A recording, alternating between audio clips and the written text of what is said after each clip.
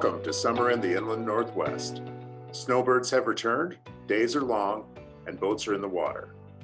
Whether you spend your days in the lake, at the golf course, or on the trails, it's a great time to be outside in the inland Northwest. Of course, many of the challenges we face don't go away with the cooler temperatures. Supply chain issues persist, as do housing shortages. Gas prices are rising along with interest rates, while stock prices fall and war persists.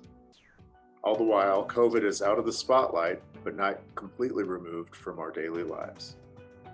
But here in the inland Northwest, we aren't afraid of a little adversity. We are nothing if not resilient, resourceful, and perseverant. At the Journal of Business, we endeavor to keep you, our readers, informed about what's happening in your community. Our staff is dedicated to providing you with clear-eyed, objective information on news and trends, with the goal of helping you be more successful on your chosen path. It's time to go beyond the sound bites. It's time for more depth than 140 characters can provide. It's time for elevating the conversation. Well, good afternoon and welcome to Elevating the Conversation. My name is Paul Reed and I'm honored to serve as publisher of the Journal of Business. And I'm also honored that each month so many of you choose to join us for a great conversation. You know, we started this program about a year and a half ago because you asked us for a venue in which we could have important conversations about issues facing our community. And we've done just that. We've had some great speakers, including Stephanie Kern and Frank Velazquez and Shalio Quinn, Jim Frank, Steve Scranton, Larry Crowder, Chef Chad White, and many, many others. Next month, we have Chris Bleisner, CEO of Vega Cloud, for a discussion about the daunting topic about cybersecurity.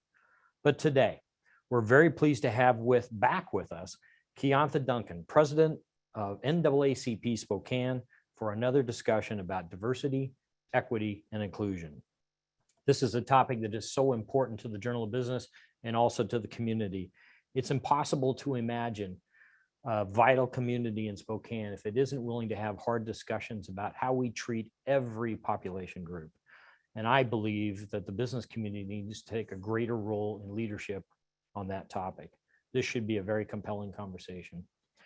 But before we get to that, I want to thank STCU for sponsoring this month's Elevating the Conversation. I've said this many times that we do not get to do these kinds of things without the great support of some very supportive partners in our community. And STCU has been a stalwart, not just with the Journal of Business, but throughout the community in elevating conversations.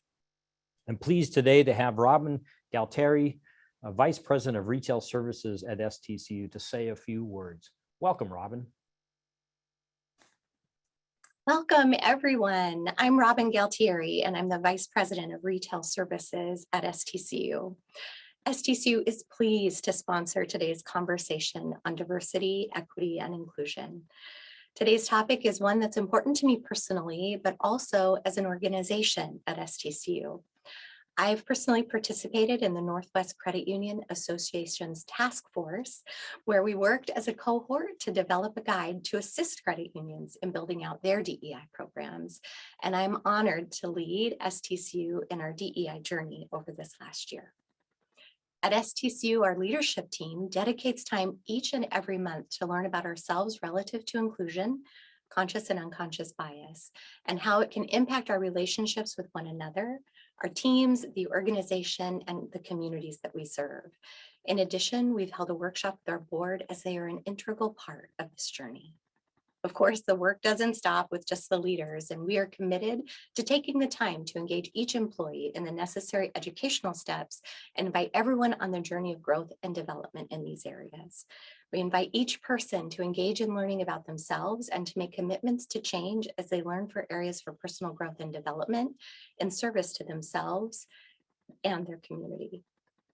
At a policy level, we're committed to evaluating organizational policies and practices to identify where there are opportunities for change and to ensure those changes are made as we evolve STCU along the inclusion, awareness, and development continuum. This work isn't always easy, and we've gotten uncomfortable and allowed space for one another to lean into the discomfort to learn and grow. Real learning takes place just outside of our comfort zone, and we're committed to doing the uncomfortable work to lead STCU well in the ongoing learning journey. We are excited to hear from Kiantha Duncan today and the opportunity to continue our learning journey. Thank you so much to the Journal of Business for virtually bringing us together this afternoon. Thank you, Robin, and thank you, STCU. Good afternoon. My name is Lynn Parrish. I am the editor of the Journal of Business, and I am joined virtually today from Atlantic City, New Jersey, by Kiantha Duncan. Hi, Kiantha. How are you doing? I'm great. How are you? I'm good. Can you hear me okay? I can hear you okay. It's amazing to be all the way in New Jersey, but still making sure that we are taking care of home. And so thank you for having me with you all this afternoon. Yeah. Well, I mean, do you mind me telling everybody why you're there, or would you like to tell them? I'd be happy to share. I am in New Jersey because we are having the NAACP's national convention. So all of the NAACP organizations all around the country are here in Atlantic City, and we're going to be doing some work around voting on some of the priorities and initiatives that the organization at large will be taking in 2023, and also sharing information about what policies and changes are happening around the United States. So we're here to get some work done, and we'll be here for quite a few days. So I'll be wanting to hang out when I get back. Well, that sounds good. We wish you were here, but we're glad you're there. You're Spokane's sole representative, correct? Absolutely. Absolutely. Yeah. So it was important to be here. Yeah. Well, you are our first return guest. And when we talked the first time in early 2021,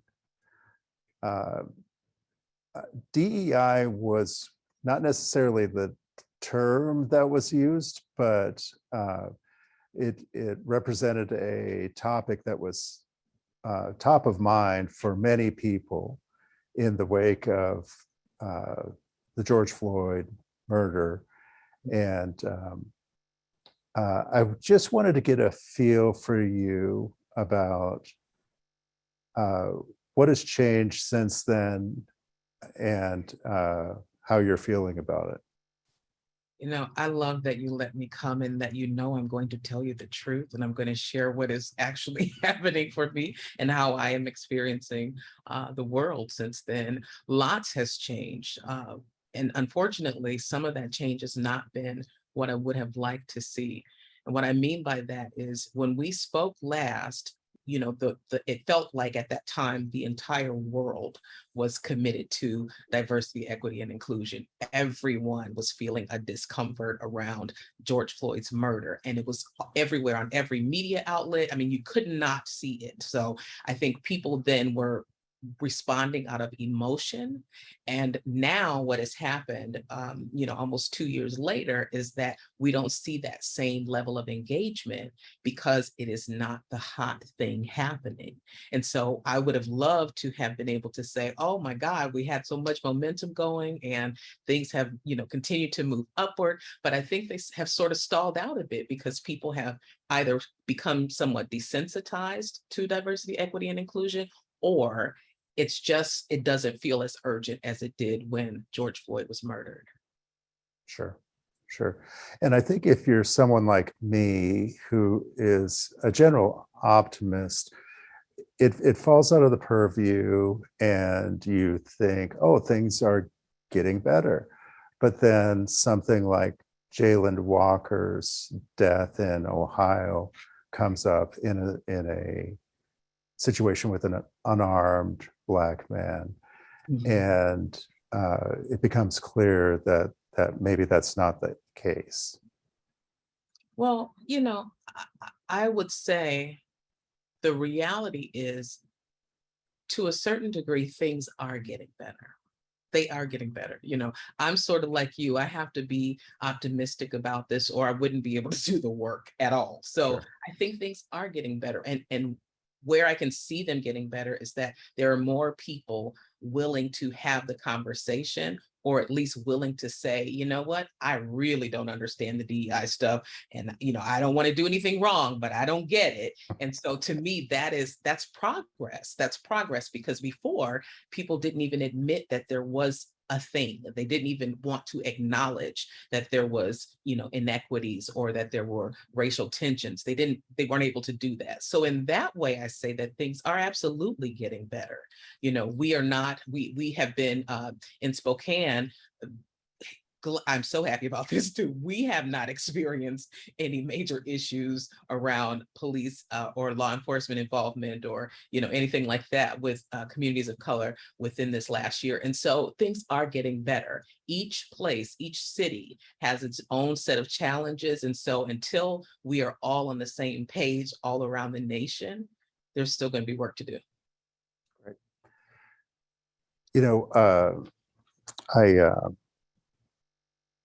I wanted to talk about Juneteenth as a national holiday now, which is a good thing. But one of the things I saw was articles about the way companies respond to that. So, and it was along the vein of, hey, maybe Juneteenth isn't the best thing to include in your sales ad for furniture or that sort of thing. But it brings up an interesting question as to what is corporate America's role in that holiday?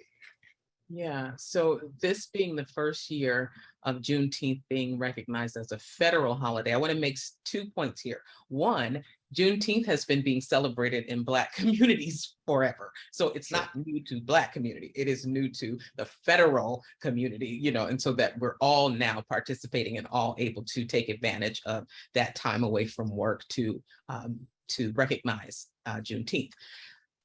What I would like for companies to understand is, in the same way that many years ago, no one would have ever complained or said, I'm not comfortable with certain mascots being used for company logos and things like that. That was, just something that was, happened by routine years ago. Well, now we're at a place where that's not acceptable and that's not okay to do. And so I would say, think of Juneteenth and how your business observes it in the same vein as that. So you don't want to have all couches 30% off Juneteenth. You don't want to do that because that is not appropriate.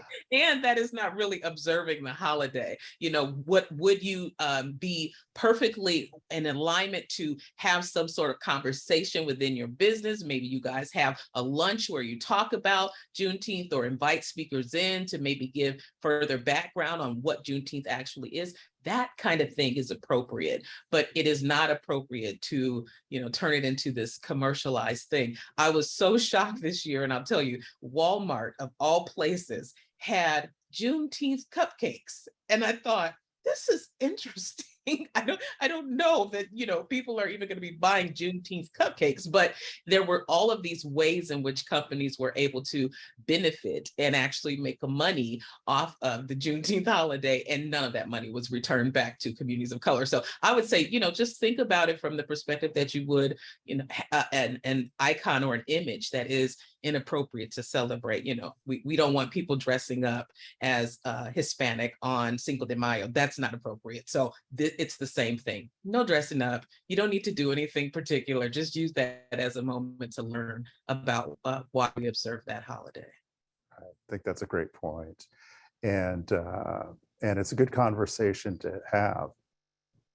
I want to interrupt real quick, like I usually do, to mention that we do take questions, and we'll get to your questions at the end of our conversation. But please feel free to type them in at any time, and we'll get to them after we're done here. Last year, I shared this story with you before, Kiantha, but last year I was at a conference where they were talking about DEI, and from a perspective of news coverage and also getting more diverse staffs. And not to go into details, but I felt like the conversation was very well intentioned, but kind of missing the mark. And so And I think in business, we tend to want to quantify, like we're making progress because we have this number of employees, or we've done this number of stories on this topic. But it doesn't feel like, something felt a little off about that to me. And I just wanted to get your thoughts on that. It's absolutely a little off, but I get it. Again, I understand I understand why, the why, Yeah. I get the why, right? So initially we were really having conversations that introduced diversity in a way that seemed to highlight a number of employees or a number of customers or a number of something. So as long as you had 20% of this or 40% of that, then that meant that your business was diverse. Well, what we're seeing now, and what I think we always knew it, but it's more evident now, and you and I talked about this, in a region like Eastern Washington, the likelihood of having 40% or 50% of your staff being a person of color is pretty slim, because you can look at just the demographic data of our city and of our county and of our region. And so that might be a bit challenging. And I don't want companies to think about diversity from that lens. Really, what we want to be creating is diverse cultures within our organizations. And so when we do that, then we make the playing field playable to all players. And so when you do bring in employees or recruit folks who are people of color, they are coming into an environment that feels culturally sensitive, that feels welcoming, and that feels comfortable for them to be in. And that only happens when we diversify our culture, not necessarily the number of employees we have working in our line of business. Sure. I actually went back and checked before we met. The census data showed that Spokane was 89.9 white in 2010. Mm-hmm. It's now 89.2. Mm-hmm. So now I've always said, we don't need to apologize for who we are, and those numbers are never going to move quickly, but it is a reality that plays into the conversation. Mm-hmm, mm-hmm. I think that, it's for me, we need to just be willing to be honest about what the number means, right? So not only does it mean that, 89.2% of the people in Spokane or Spokane County are white. That's the low-hanging fruit, right? It means that they're white. But now let's talk about what are the reasons in which we don't have more of a diverse population in this community, right? So some of that is going to be, well, those were not the people who were homesteaders here, that those were not the initial settlers. But that's only a piece of the story. Another piece of the story is that this region may not have been as open. And I think we historically know that it hasn't been as open to people of color coming here. And so it's not, for us to focus so much on the 89% being white, because like you said, that's not a bad thing necessarily. It's a thing. Now, what makes it a not so great thing is if we are not doing things to make sure that we are creating community that is accessible to everyone. There are, beautiful things about Spokane, beautiful things about Washington State. Why don't we want other people to see that and experience that as well? We need to. And if we have policies, procedures, organizational culture that prevents that from happening, we want to work on that stuff. Yeah. Good. Speaking about diversity, equity, and inclusion, one thing we have seen since you and I last talked is more of the larger employers in Spokane adding executive level employees specific to DEI. And I was curious to know what your observations of that trend, if it is a trend, are. Well, there certainly has been more executive level positions open, correct. What is also true is that many times those positions are filled filled by the person who is maybe the senior most HR person within that organization already. And then if we were to be very, very honest, then we could say, well, who are the people that are usually at the top of the food chain as far as business? Those are going to be white people.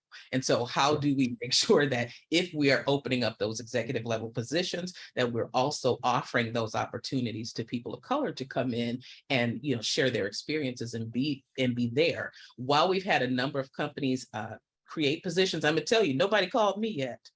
No one has called me, and I could be talked into it. But there are certainly still more opportunities for us to continue to create that space at the executive leadership level to really help to shift culture of an organization. And that is, like you said, not something that can be done right away. It's not a one-day thing. It's not a one person. It's not a one seminar or one conference. It is really a matter of tilling the soil of your business and turning it all over in a way that allows us to produce a more culturally appropriate crop. Sure. Now, it's not just this, but a component of that is inspiration, right? Seeing someone who is like you, or at least looks like you, in those positions, correct? Absolutely. Absolutely. That we need to do that for a number of reasons. One, because our leadership teams, and this goes for every business, every organization, whether it be nonprofit, for-profit, whatever demographic your business line is in, we want to make sure that our senior and executive leadership mirrors the people that we serve. And if you are, let's say, a business that sells products, the people that buy your products are diverse. And so if you are a nonprofit organization, the people who access your services are diverse. And so at that executive level, we really need to make sure that people who are interacting with our companies, interacting with our business, that they see that we not only are saying that we value diversity and inclusion, but we are showing it, and we put our money where our mouth is. We are making sure that those positions are accessible to the best qualified candidates, and especially those who are people of color. Good. We started this conversation talking about the fact that you're in Atlantic City with the National Convention. What do you hope to bring back to Spokane from that? That's a really good question. And I was thinking about that this morning, actually, when I woke up in my hotel room and I sat straight up and said, I'm in Atlantic City, because I got in late last night. And I thought about, why was it important for me to come, and what is it that I can take from this experience back to Spokane to make, our region better, or to, inspire our region. And I think that my hope is I will see other organizations nationally who are attempting to do the work of the NAACP similarly as I do it here, as we do it here. Because I can tell you, we have taken a completely, just all-out collaborative approach to DEI. There has been we being the Spokane chapter. Spokane, absolutely. We work with the businesses in town. We work with the higher education institutions in town.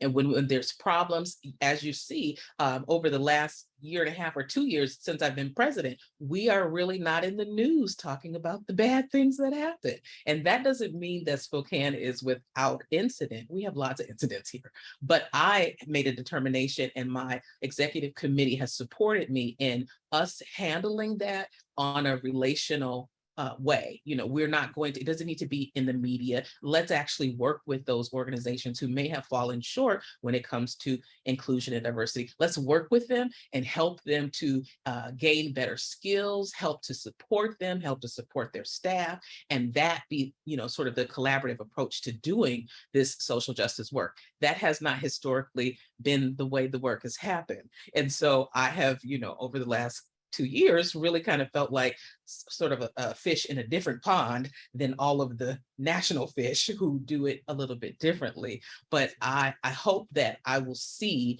and be able to share our experiences and some of our wins in Spokane And a win to me is not winning a case. That I don't like this idea that someone has to win and someone has to lose. Win to me means at the end of this interaction together. So at the end of the NAACP and your business working together, there is now a bridge built, one, that you feel comfortable crossing and that I feel comfortable crossing. So when you have an issue at your organization or your business, you feel comfortable saying, I'm gonna call Kiantha and ask a question about this, or I'm gonna reach out and see if there's something that I can be doing or some kind of help that they can offer.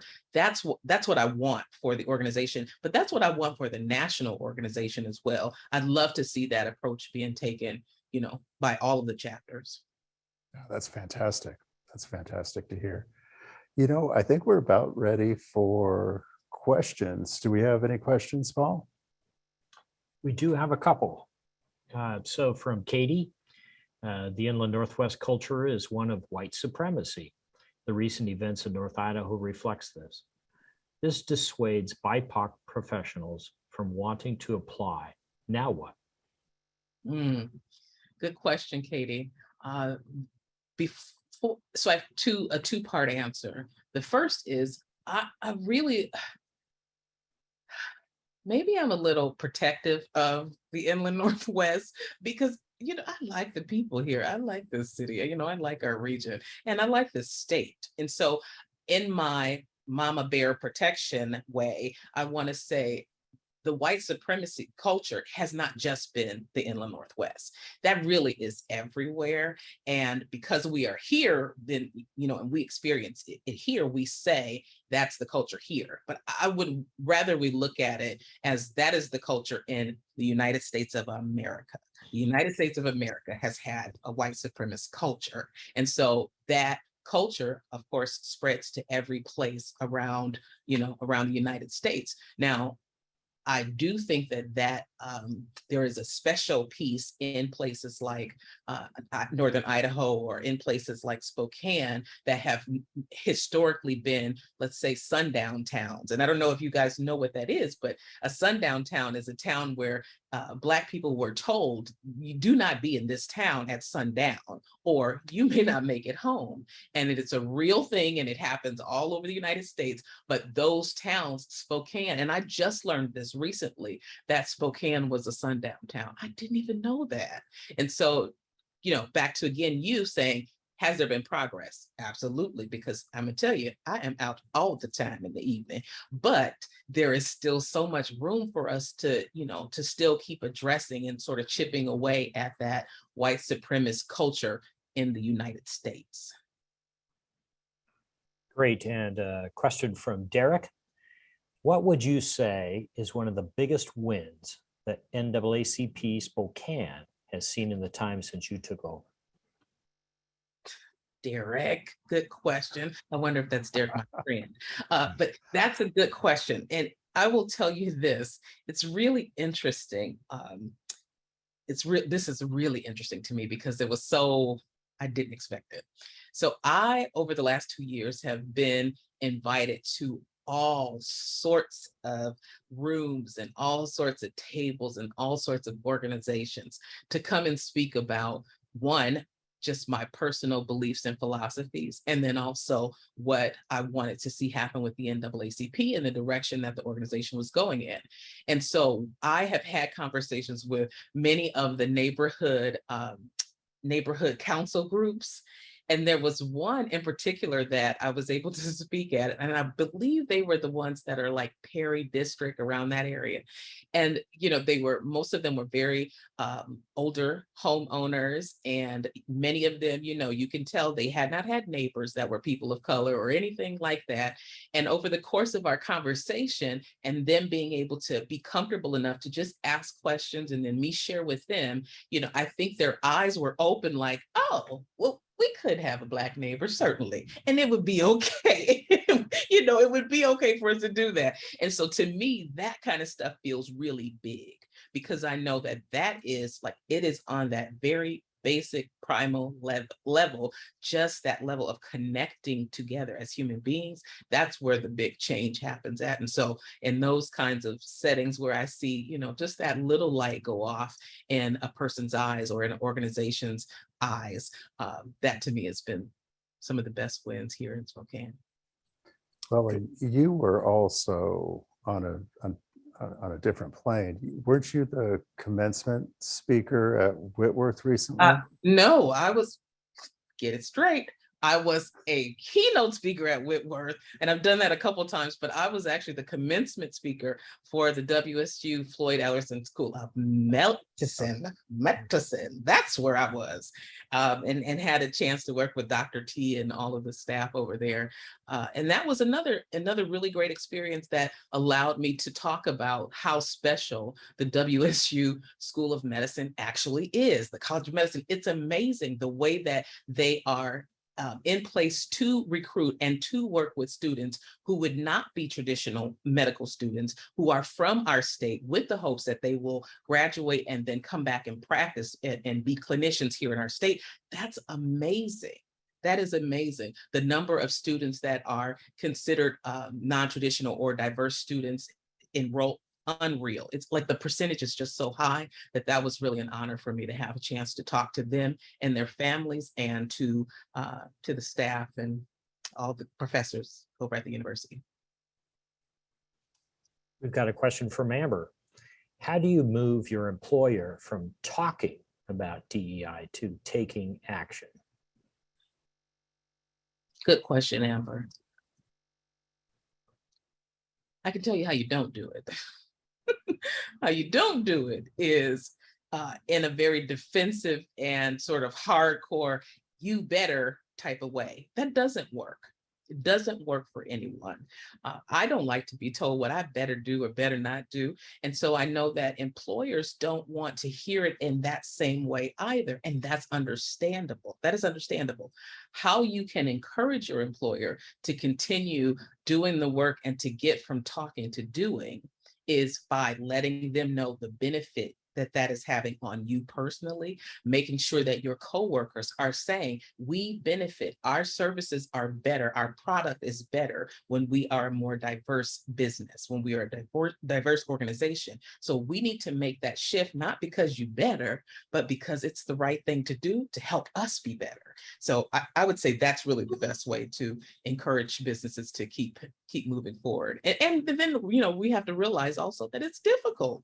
It is difficult. These are, many times corporations who have done a certain thing a certain way for 100 years, a long time. So that is not going to just come undone in one day. But as long as your business is willing to really commit to it and to continue to do the work, which is back to why I said it's not one conference, it's not, one diversity day, it's not one, of anything. It is an ongoing relationship and commitment.